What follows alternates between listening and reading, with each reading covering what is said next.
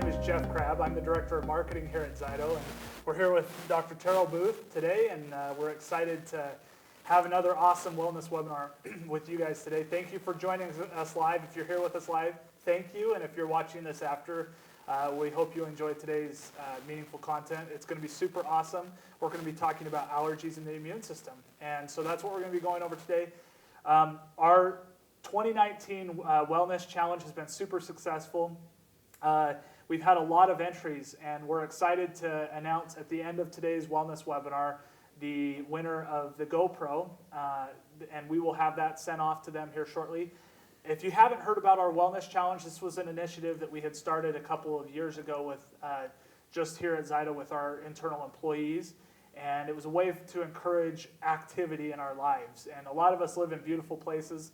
We're lucky enough here in Utah to where there's a lot of different outdoor activities that you can participate in, and we wanted to extend that to you as customers or followers of ZYTO. And so on the screen you actually can see ways that you can participate with us. It's as simple as when you're doing an outdoor activity, you can take a picture of yourself, you email that picture to marketing@zyto.com, you post that picture to social media using the hashtag ZYTO Wellness Challenge, and it's free and easy to participate. It's super fun to do. We have giveaways every month. This upcoming month, we're actually giving away a $450 Apple Watch. So be sure to take those pictures and get those submitted to us and be entered to win that way.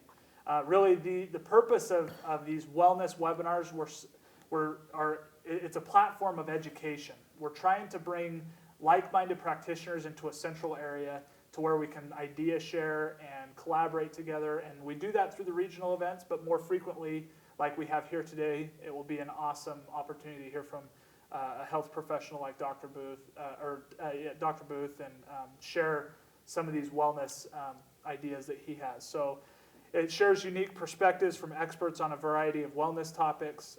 You hear and learn about how these professionals utilize ZYTO technology in their practice. And really, it's an opportunity for you to connect with other wellness professionals as well. So it's my privilege to introduce Dr. Teryl Boothe, who's with us today. He has been a longtime user of ZYTO, which I think we'll get to here in just a little bit. But he developed a sensitivity elimination treatment.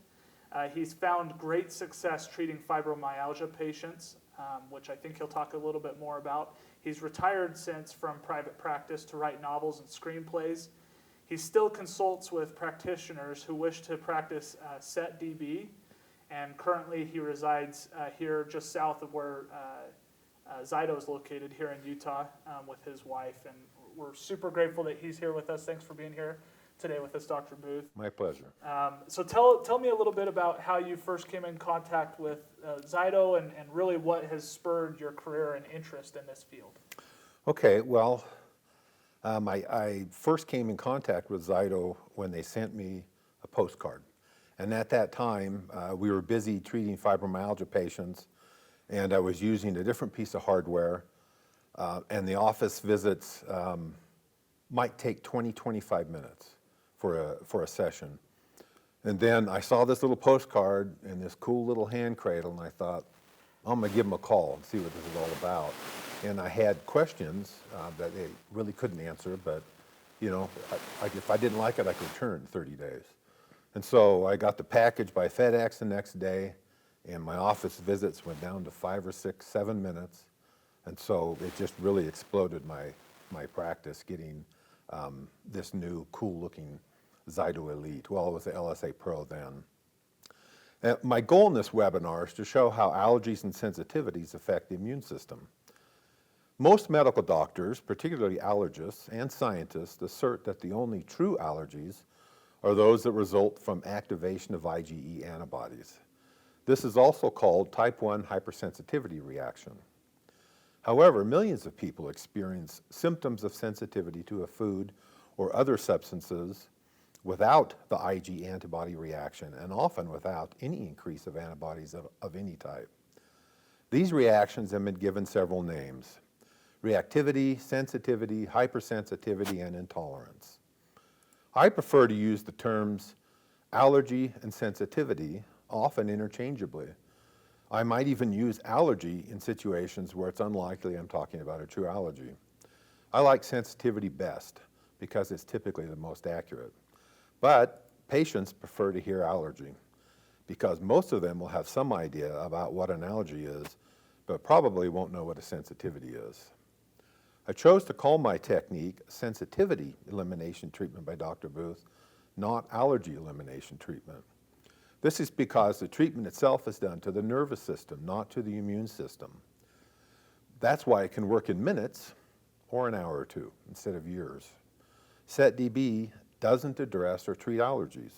It treats sensitivities. All right, let's get going. These days in the United States, spring starts approximately 10 days earlier than it did right after World War II. Europe is experiencing the same thing. This means a longer growing season, which for people with inhalant allergies means almost 2 extra weeks of suffering. Many people who never had allergies are experiencing them now for the first time. We are in the midst of an allergy explosion. It's estimated that 30 to 75% of Americans have sensitivities. In the United Kingdom, it's estimated that up to half of all kids suffer from some kind of allergic condition. The CDC reported that food allergy in children doubled between 1997 and 2011, including peanut allergy. The European Academy of Allergy and Clinical Immunology reported a 700% rise over the last decade in allergic reactions among European kids. There are 5 big reasons why allergy is rising. In addition to the longer growing season we just talked about, today we can enjoy an incredibly wide variety of food from all over the world. As we're exposed to a greater variety of foods, the chance we'll become sensitive to some of them increases. So many new substances are now present in our environment. According to the Natural Resources Defense Council, more than 80,000 chemicals currently in use in the United States have not been tested for their effect on human health. Our use of hand sanitizers and the like could be lowering our resistance, particularly for the young. A Bristol, England study of 14,000 children showed correlation between frequency of hand washing and likelihood for developing asthma. A decrease in childhood infection leads to increased prevalence of allergic disease. Now, no one's suggesting that civilization returned to the days when about half of all children died before the age of 5, but we have to acknowledge the effect of hyperhygiene is having on allergies and sensitivities. My family moved to New Zealand when I was 6 months old. My mother says our doctor told her to only bathe me once a week so that my immune system could benefit from exposure to germs. Times have certainly changed, haven't they? The allergy increase is particularly noticeable in industrialized nations, especially cities. Tightly sealed, energy-efficient homes and offices often have less ventilation, with more dust and fumes from carpets, furniture, and cleaning products. The majority of trees and shrubs now sold and planted in the United States are male because they're less messy, but they're actually more allergenic. In the United States, allergies are now the number 6 cause of chronic illness. The immune system is our first line of defense against the outside world, much of which would love to harm or destroy us. One of the great things about the immune system is it comes genetically programmed, or pre-installed, so to speak, to recognize and fight off many pathogens. Then, as we grow and mature, it has the uncanny ability to adapt to our environment. It's truly a marvelous wonder when everything goes right. Keep in mind, this is only a very brief overview of the immune system. An antigen is anything that induces an immune response, which means an antibody is made to it. They're usually proteins, but it can also be polysaccharides and lipids. Antibodies are produced that exactly match the antigen, as demonstrated in the image on the screen. This allows somewhat precise identification. An allergen is an antigen that produces a vigorous immune response. As we covered in the beginning, an allergen must stimulate a type 1 hypersensitivity reaction that involves an IgE response. Common examples are dust, food, pollen, and pet dander. Symptoms related to allergy and sensitivity responses are caused by chemicals released by the immune system, not the allergen itself. It's important to understand that. The immune system causes the symptoms, not the allergen. The chemicals are called signaling molecules. After being activated by antigens, immune cells release signaling molecules that do things important to immune function. Unfortunately, they also cause local organ dysfunction and systemic symptoms. In modern parlance, we might think of this as collateral damage. We only have time to cover one today. Histamine is a signaling molecule most people have heard of. It's responsible for two main effects in an inflammatory response: dilating blood vessels and making them more permeable to allow more fluid to pass from the bloodstream into the tissues. This facilitates the arrival of immune reinforcements, but also results in localized swelling, edema, and redness. When histamine gets released into the bloodstream in large enough numbers, here's what can happen: headache, fast pulse, low blood pressure, irregular heartbeat, itching or burning followed by flushing and an unpleasant heat, increased stomach acid with crampy abdominal pain. An asthma attack may be provoked. Anxiety and agitation with a diffuse, odd body sensation, sometimes described as "my bones are on fire." I feel weird all over. A deep, prickling, crawling sensation. Here are some other signaling molecules. You might recognize the name of some of them. Here's a table that demonstrates severe symptoms signaling molecules called cytokines can cause. Take a couple of seconds to scan down that first column. It's kind of a scary list, isn't it? Now, I show you this to help you understand that allergy and sensitivity is much, much more than sneezing and itchy eyes. Excessive production and systemic distribution of signaling molecules can cause serious symptoms. Immune complexes are formed when antibodies bind to antigens, as seen in this image. The antigen is the dark blue circle, and the antibodies are the green Y-shaped objects. It can start with one antibody binding with the antigen, followed by another, and so on until an immune complex like this is formed. If they're in the blood, they're called circulating immune complexes. If they settle or are stored in tissue, they're called tissue immune complexes. Under normal conditions, immune complexes are destroyed and eliminated shortly after they form. But if they end up in body tissues, they cause inflammation, the formation of fibrin, think blood clotting, and lesions.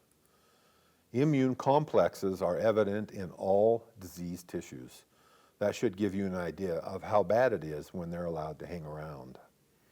Many allergic people develop symptoms from a specific allergen at times, but not at other times. Or the response to an allergen can be significantly stronger at times, or quite manageable at other times. Why is this? I like the term sensitivity load phenomenon, and it's best explained by Dr. William Ray's rain barrel theory. This is how it goes. Each one of our immune systems has a threshold level of stress it can take before we start experiencing symptoms. In this example, the threshold would be the size of a rain barrel. The picture shows two plastic rain barrels, one a little bigger than the other. Some people have smaller thresholds or rain barrels, and some have larger thresholds. The size is largely based on genetics, so it really can't be made larger or smaller. What we can control, though, is the amount of water that goes into the barrel, and the water is stress. Any combination of stressors that fill up our rain barrel will spill over as symptoms. Let's say you react to avocado and foolishly decide to order a bowl of guacamole one day while dining out. If your rain barrel is half full and you dig into the guac, you probably won't experience symptoms. Your immune system will handle the avocado sensitivity without you noticing anything. Let's say, though, the next time you order guacamole, your rain barrel is already spilling over. What happens then?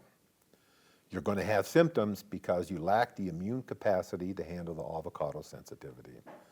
Here's another guy, or another example. I knew a guy back in the 70s, used to buy honey from him. He approached me years later at my chiropractic office and wanted me to get involved in a product line he used.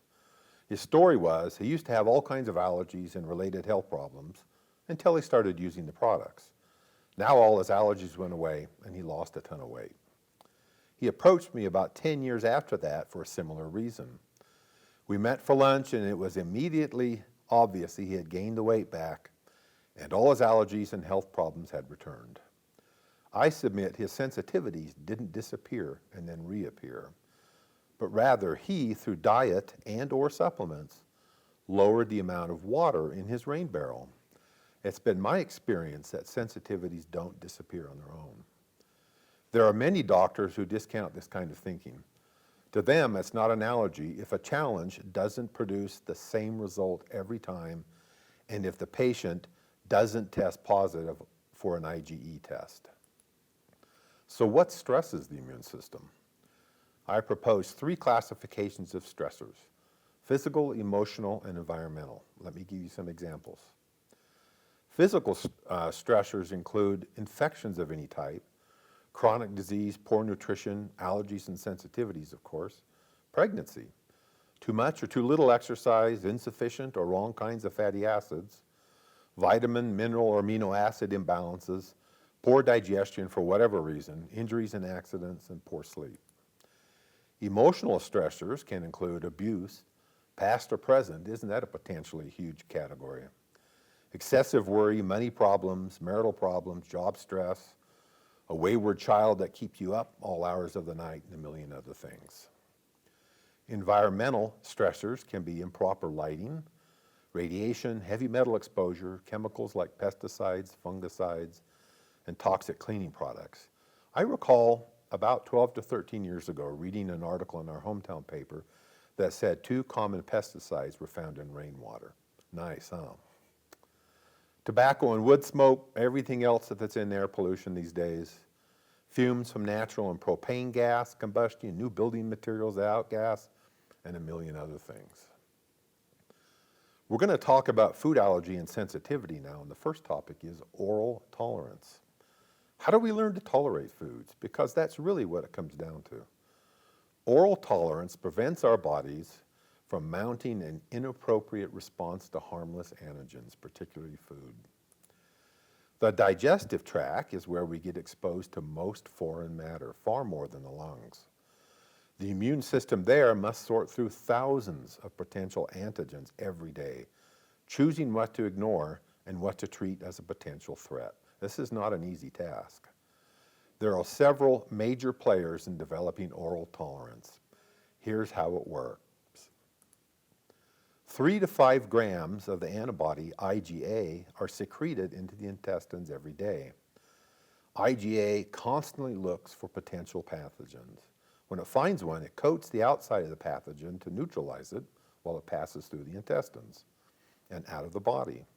While it hasn't been definitively shown, it's believed that IgA can also neutralize food antigens in a similar manner and thus limit their access to parts of the immune system that can lead to sensitivity. Antigens that make it past IgA are picked up by what are called mucosal dendritic cells, which engulf them and then migrate through the lymph to what are called mesentery lymph nodes and present the antigen to a helper T cell. You won't be asked any questions about this. The dendritic cells then secrete signaling molecules that cause that helper T cell to differentiate or change into a regulatory T cell, or Treg. Tregs used to be called suppressor T cells, which is exactly what this new Treg will do: suppress an immune response to the antigen. This teaches the body to tolerate the food, which in essence means to ignore it. Antigens that make it into the lymph travel to the liver via the portal vein and are picked up by a different type of dendritic cell called a plasmacytoid dendritic cell. The mechanisms of oral tolerance in this system doesn't depend on Treg cells, and it's a little too complicated to go through on this webinar. Vitamin A plays a role in oral tolerance when an enzyme converts it to retinoic acid, which acts like a signaling molecule to help promote the differentiation of helper T cells into Treg cells. So, if you're deficient in vitamin A, your immune system tilts toward pro-inflammatory activity. Now let's talk about digestion. The first thing to understand is that all foods can cause reactions, but some are more potent antigens than others. Proteins are far more problematic than non-protein foods, primarily because they're more difficult to digest. Incompletely digested proteins or peptides can make their way through the intestinal epithelium. Under normal circumstances, they'll be picked up by mucosal dendritic cells and carried to mesenteric lymph nodes, which means the body will tolerate the peptide if it appears again. So, what can possibly go wrong that could lead to intolerance, which is to say food sensitivity? A number of things. One, the gut can be inflamed. An inflamed gut is a leaky gut, and a leaky gut allows large amounts of antigens into lymphatic channels, the blood, and into body spaces, and more importantly, they are unaccompanied by the antigen-presenting cells, the dendritic cells we talked about a minute ago. The immune system will find them and tag them as invaders. The second is gut dysbiosis, which is also called microbial imbalance or impaired microbiota, bad bugs in the intestinal tract. Friendly bacterial species are tolerogenic, which means they promote food tolerance. Unfriendly bacteria are not tolerogenic. Incidentally, correcting dysbiosis also helps to improve or boost IgA production. Lastly, the immune system can be activated in a non-specific manner. Examples are acute illness and following childbirth or other traumatic events.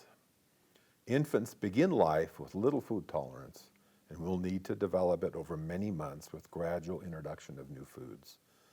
Failure of tolerance mechanisms is common in infants, which is why food allergy is one of the most common health problems in the first year of life. We've mostly been discussing allergy as it relates to the immune system. But as I explained, a sensitivity isn't the same thing as an allergy. So what is it? What's a sensitivity? This is my grand theory, which I base on study and observation. Cells communicate with each other in ways scientists can only speculate about now. But I think the nervous system, let's just say the brain, controls it all or has the final say. Yes, the immune system makes antibodies and does things on its own, but I'm willing to bet it does so with the express permission, if you will, from the brain.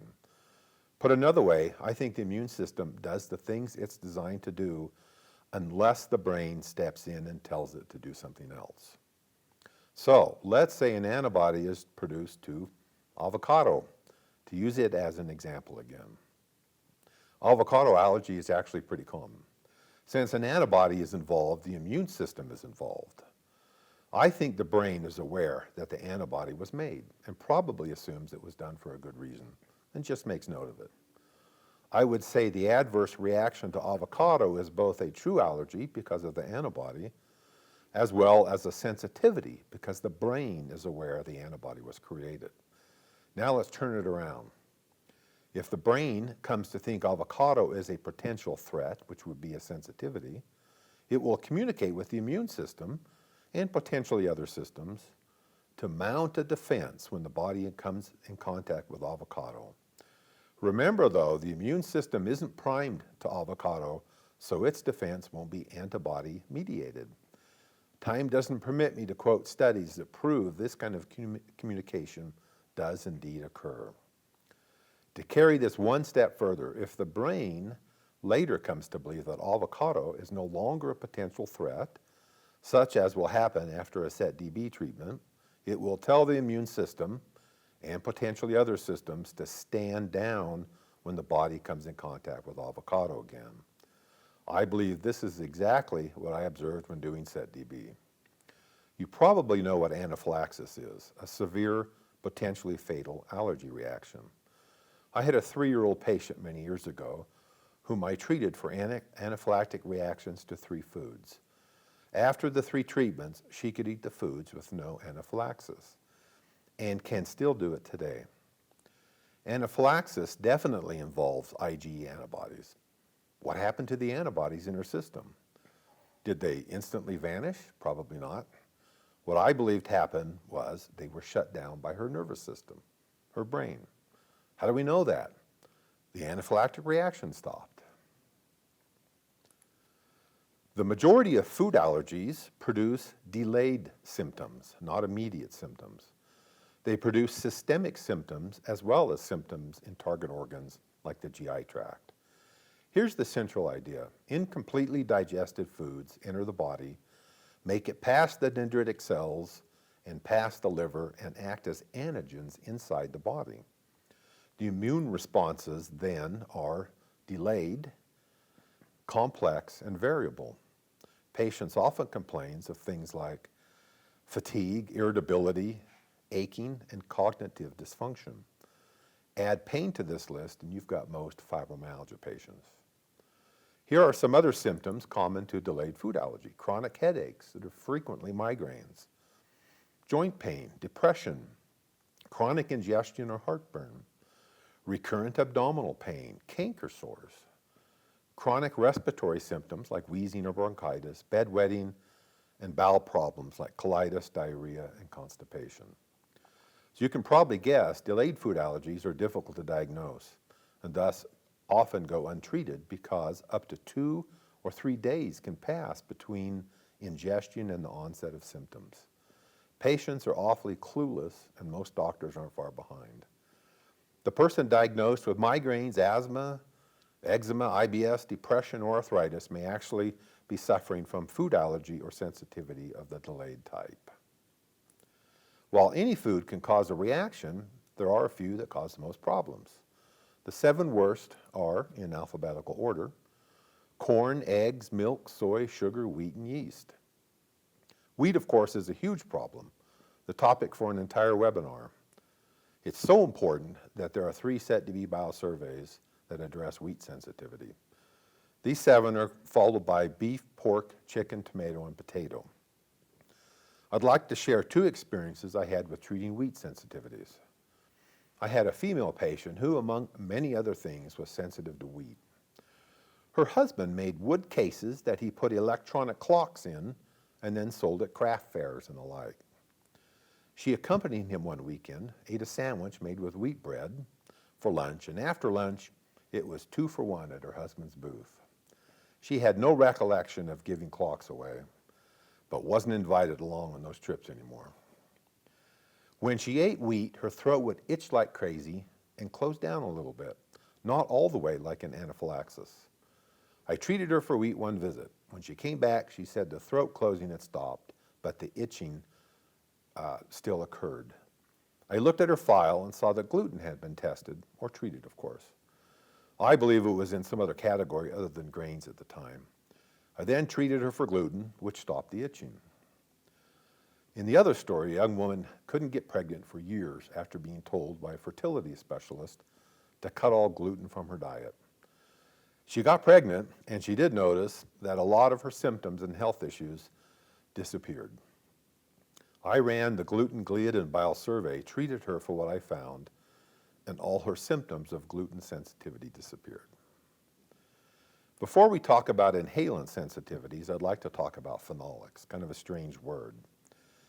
Phenolics bridge food and inhalant problems because some are found in foods as well as inhalants. Phenolics are a class of aromatic compounds that have in common a specific structural component called a benzene ring in the center of the molecule. They all have that in common, which makes them a phenolic. Many phenolics color, flavor, and preserve foods. Others protect plants against pathogens, including animals who wish to try eating them, help in the dispersal and germination of seeds, and they attract flower pollinators. So they exist for a reason. Robert Gardner, PhD, professor of animal science at Brigham Young University, began investigating phenolics as a way to alleviate his own allergic condition in the 1970s. By taking sublingual doses of phenolic dilutions, he was eventually able to eat foods he couldn't tolerate before, which greatly improved his health. Another pioneer was Abram Burr, MD, who heard about phenolics from Dr. Gardner. He started testing patients with just 24 phenolics in 1982, treating them as Dr. Gardner had through determining the proper dilution. He later started using a machine called the Dermatron, which allowed him to find the correct dilution in 30 minutes instead of 20 to 30 hours. If you Google his name, you'll find a PDF that lists the 24 phenolics he used on his patients. It's an interesting read. When I first learned about phenolics, it was fun to make lists of which phenolics were associated with which conditions until it just became a tangled mess. I also found it led to what I call the looking for a needle in the haystack way of approaching sensitivities and is less than ideal. The best approach, a better approach, is to rid a patient of all the sensitivities you can. I had two treatments I called my home run treatments because they sometimes afforded a patient significant relief. They were amino acids and phenolics. They were so important I did them first on every treatment program that involved food sensitivities. Let me give you a couple of examples of phenolic treatments that were home runs. I had a patient who had anaphylactic reactions to almost all fresh fruits and vegetables. She could tolerate some if they were boiled to mush. She carried an EpiPen with her wherever she went. Back then, phenolics were treated on the 5th visit because I hadn't yet figured out how important they were. I explained what phenolics were to her as best I could, and she went on her way after the treatment. When she returned the following week, she told me she had eaten a whole bag of oranges over the weekend. No reactions whatsoever to a food she couldn't even taste before the phenolic treatment. Now, I did not tell her to do that or even suggest that she do that. The other example was a fibromyalgia patient who reported that most of her fibromyalgia pain melted away, are the terms she used, on her drive home from my office after the treatment for phenolics.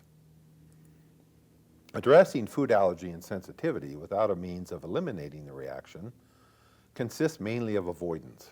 Some people do well with rotation diets, where they stop eating offending foods for a while, then try adding them back to see if they can tolerate them. Sometimes they can, sometimes they can't. People tend to grow tired of diets, especially ones where they can't eat things they like. So these kinds of approaches tend to have low patient compliance. People quit them after a while. Most of my practice was spent treating food sensitivities, as I felt my patients were best served when they had all of their sensitivities eliminated, or as many as I could find. I urged all my patients with food sensitivities to go through what I called a food and nutrients treatment program. We did the nutrient groups first for reasons discussed in the last slide on phenolics. Sometimes the sensitivity to dairy involves a sensitivity to calcium. Treating dairy while ignoring calcium leaves the patient with a reaction to dairy. Not everyone can or wants to go through an entire treatment program, which is about 25 treatments. In these cases, I had to do my best to treat the things most likely to be causing the symptoms that brought the patient to my office. To help me do that, I developed a category scan. This is where I would scan the patient to see how they responded to entire categories instead of individual substances. I'd print the report out and discuss it with the patient to get them involved in deciding what to look into first. I would usually recommend doing amino acids and phenolics first, but not everyone accepted that recommendation. An exception to this approach was with children. They do so well with the treatment, probably because they're not as toxic as we adults are. The younger they are, the more limited their diet tends to be, so it's fairly easy to figure out what needs to be investigated. It's usually going to be wheat, dairy, corn, citrus, sugar, the common things most kids eat. I wrote a report that helps parents and grandparents, because grandparents often pay for the grandkids' treatment, understand how food sensitivity can cause or aggravate common childhood conditions. I also wrote a report geared more for adults. These and other reports are included in the SET-DB program. Inhalant sensitivities are what most people think of when they hear the word allergy. reactions to things they breathe in that cause them to be miserable certain times of the year. I'll bet you didn't know that we inhale more than 2 tablespoons of solid particles every day. This includes pollen, other plant particles, animal dander, mold, dust and dust mites, outdoor and indoor air pollution, and many other things. Common symptoms are shown on the slide.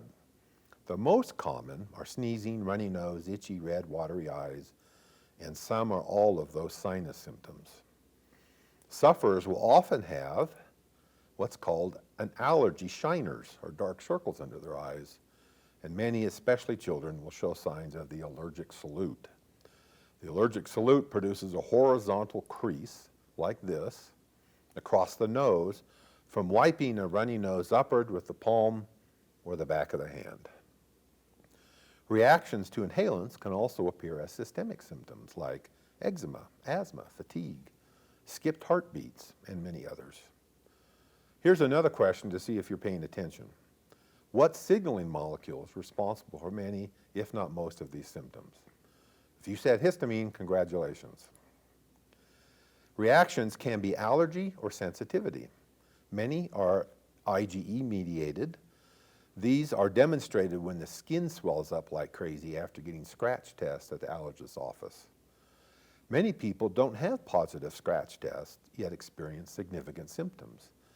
Their reactions might be IgG mediated, so standard allergy tests that test only for IgE will be negative.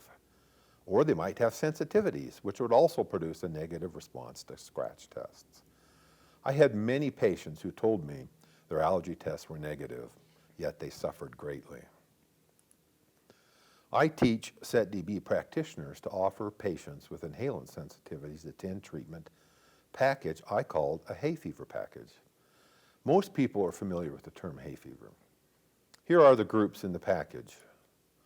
Phenolics. Remember, this is one of my home run treatments, so sometimes treating for this group first can give great relief. Trees, weeds, grasses, flowers. ZYTO's libraries are pretty complete in these areas. Dust and fumes, both of these categories can be very important for people who feel worse indoors than outdoors. Epidermals, the animal hair and dander, are found in this group, as well as other things that touch the skin. Mold and fungus. Aside from possibly being toxic, mold can and often is a big problem for people with inhalant sensitivities. Let me give you an example. I had a patient who was diagnosed with neurofibromyalgia, which I had never heard of at that time. The only pain she had was in her face. Interesting, huh? She was treated for several other things, including mold. She worked in an old office building, often in a room with piles of boxes and file cabinets full of old moldy paper. She said she always felt worse, meaning she had more face pain when she worked in that room. After being treated for mold and fungus, she no longer felt bad when in the room. And after the treatment program was over, she no longer had face pain. Local samples are usually done last. If after going through the first 9 treatments, a patient still has problems in specific environments, we'd have them bring in obvious things like scented candles or products, house plants, plants around their house, and so forth. We never saw most people who went through an inhalant treatment program again. Once in a while, someone would come in a year or so later with samples of new things in the environment they thought that were bothering them.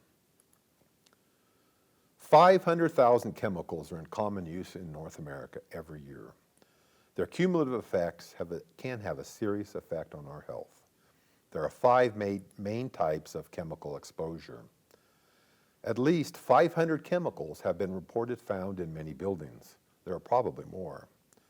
This pollution can come from fumes, new equipment, paint, carpeting, and 1,000 other possibilities. The worst offender is formaldehyde.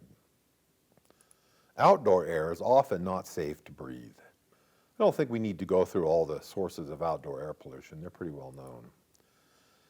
The food supply is contaminated with insecticides and fumigant residents, color and flavor additives, preservatives, sulfur agents, and many other chemicals used to make foods more appealing and to extend the shelf life. Adverse reactions to all classes of medication have been reported. Could be due to the drug itself or to something else like a preservative or a bulking agent. Clothing and personal care products expose consumers to increasing amounts and kinds of synthetic fibers and substances, many of which are entirely formulated in laboratories and contain harsh chemicals that can sensitize a susceptible person.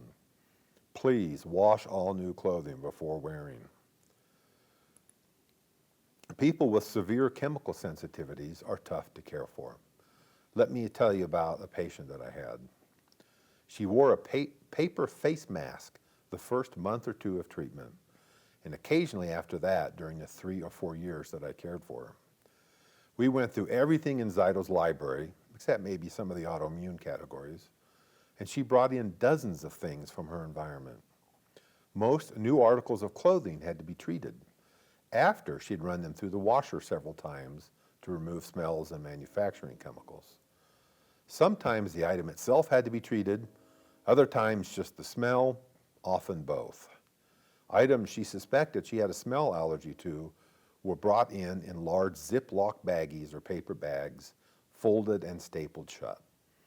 If she was treated for anything, it had to be put in the trunk on the drive home. Most patients with chemical sensitivities aren't this complicated.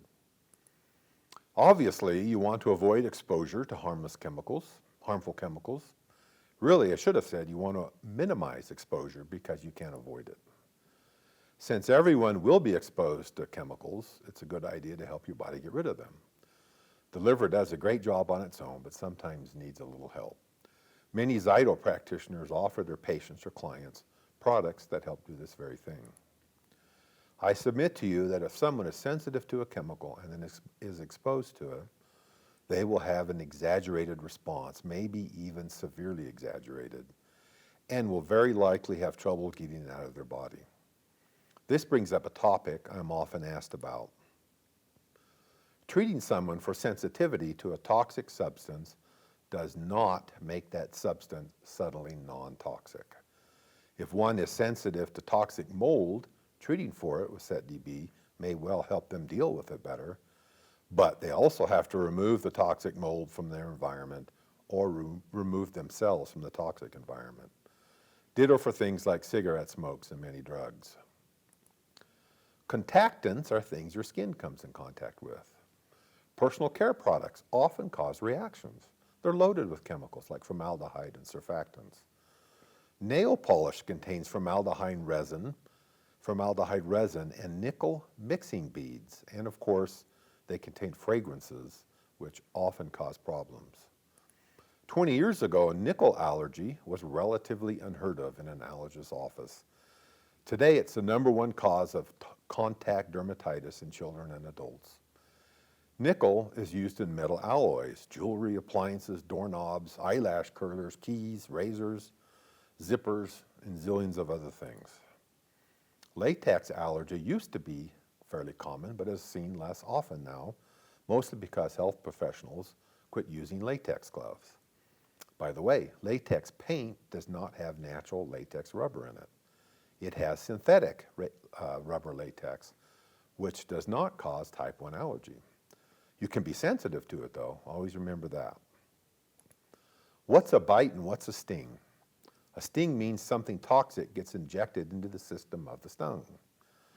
Stingers are things like bees, yellow jackets, wasps, hornets, and fire ants. A bite means anticoagulant saliva gets injected, allowing the insect to consume your blood. Biters are things like ticks, fleas, mosquitoes, lice, bedbugs, and chiggers. People who aren't sensitive to an insect bite or sting typically see the symptoms go away in a day or two, or at least significantly subside.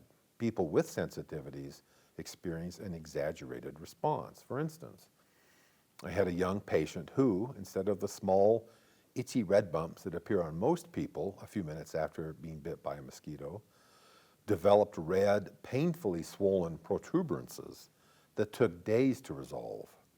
This is called Skeeter syndrome and is caused by reaction to the mosquito saliva. People can be sensitive to fabrics of all kinds, even those made from natural substances. Often it's the dyes, chemicals, or formaldehyde resins used to manufacture the products. Animals were covered earlier as an inhalant, but they can also cause contact reactions such as itching and rashes. I'm going to talk for just a few minutes about autoimmune sensitivity, and I would like to begin with a story. One day, a saleswoman walked into the office and tried to get me to buy some kind of welcome wagon type of advertising. At the end of her pitch, she started asking questions about what I did, particularly my allergy work. I told her about it, and then she told me about her teenage daughter, who was bedridden every month during her period with severe migraines and cramps. She sent her daughter in for me to check. I figured I only had one shot at helping her, so I decided to check hormones. I thought it made sense. I ended up treating her for one hormone only, progesterone. The mom called me a couple of months later and said the treatment completely stopped the severe symptoms during the girl's period. She, the patient, came in a few years later for Hayfever treatment and said she continued to have symptom-free periods. This is another example of how powerful SETDB can be and the difference it can make in a person's life. In the medical sense, autoimmune means the immune system has developed antibodies to some tissue or organ of the body. When metabolites of gliadin, which is a protein component of wheat, are targeted by the immune system and antibodies are formed, the antibodies eventually find their way to the thyroid gland and find gliadin there. Thyroid gland tissue looks a lot like gliadin to the immune cell, so the immune system attacks. As more and more of the tissue is destroyed, the thyroid gland is eventually unable to supply all the thyroid hormone the body needs. This is known as Hashimoto's thyroiditis, and it's very common.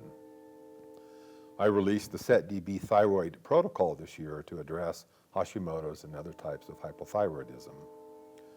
Similar mechanisms operate in targeting pancreas beta cells, which leads to type 1 diabetes, joint cartilage, leading to rheumatoid arthritis, and lupus, where the immune system targets many tissues in the body. There are others. On a more subtle, but perhaps equally as important level, one can develop sensitivities to any organ, system, gland, or tissue that can inhibit function. For instance, someone with chronic infections, let's say in the sinuses, could well have developed a sensitivity to one or more of the sinus cavities, or to the mucous membrane that lines the sinuses.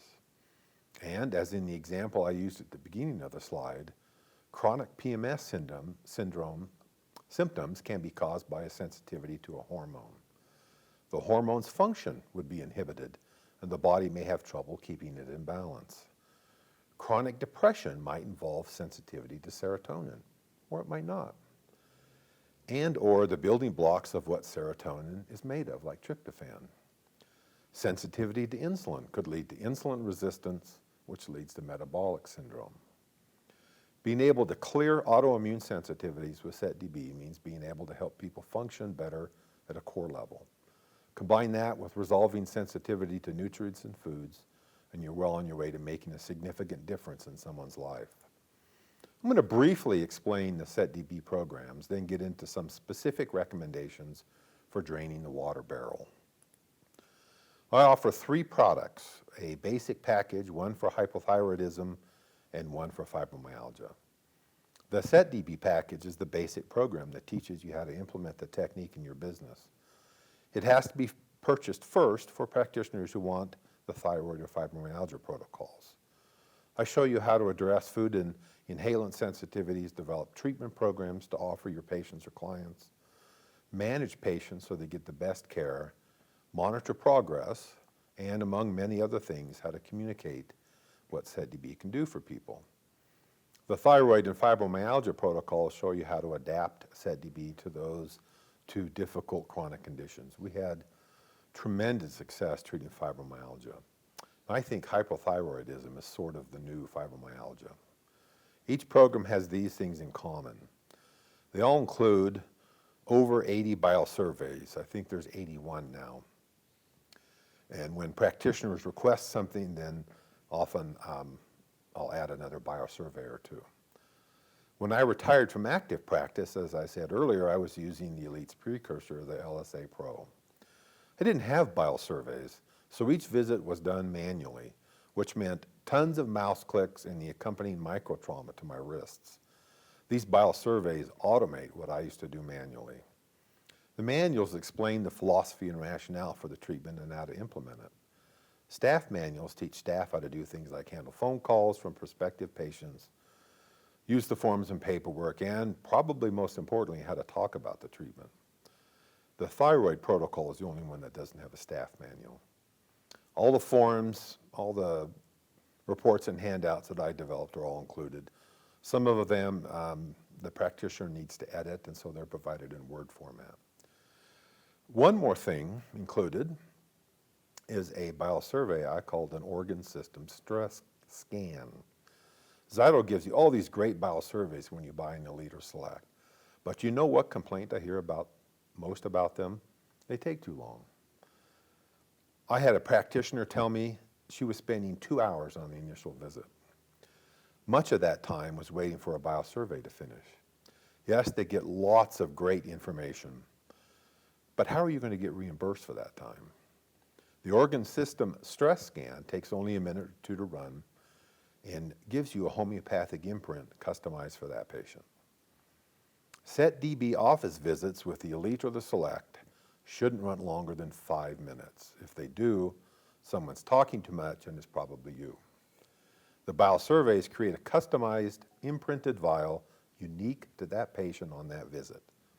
No two vials will ever be the same. There are no preloaded testing vials to purchase.